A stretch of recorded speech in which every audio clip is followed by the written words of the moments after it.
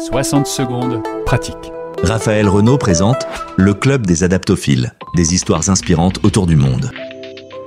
Bonjour les amis, je vous emmène aujourd'hui à Cap Canaveral en Floride, le 28 janvier 1986, pour vous raconter l'histoire tragique de la navette spatiale Challenger, qui reste gravée dans nos mémoires comme un rappel poignant des conséquences de la précipitation et du manque de prudence. Ce jour-là, seulement 73 secondes après son décollage, la navette explose, causant la mort des 7 membres d'équipage à bord, dont Christa McAuliffe, une enseignante choisie pour être la première civile à voyager dans l'espace, et ce, dans le cadre d'une campagne de promotion de la NASA.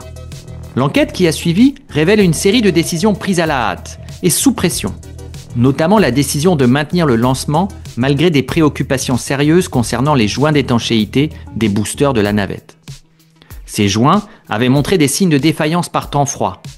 Or, la nuit précédant le décollage, déjà repoussée à plusieurs reprises, la température avait chuté en dessous de zéro.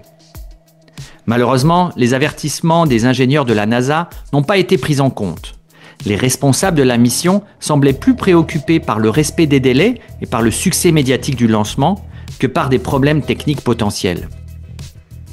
La conclusion amère de cette tragédie est qu'aucune décision importante ne devrait être prise sous pression et dans la précipitation, mais par une évaluation minutieuse des faits et une prise de décision informée.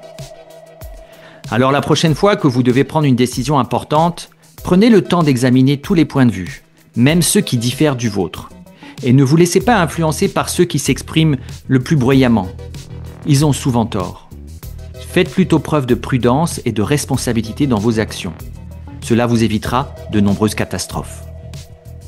Je vous retrouve très bientôt pour de nouvelles histoires inspirantes autour du monde.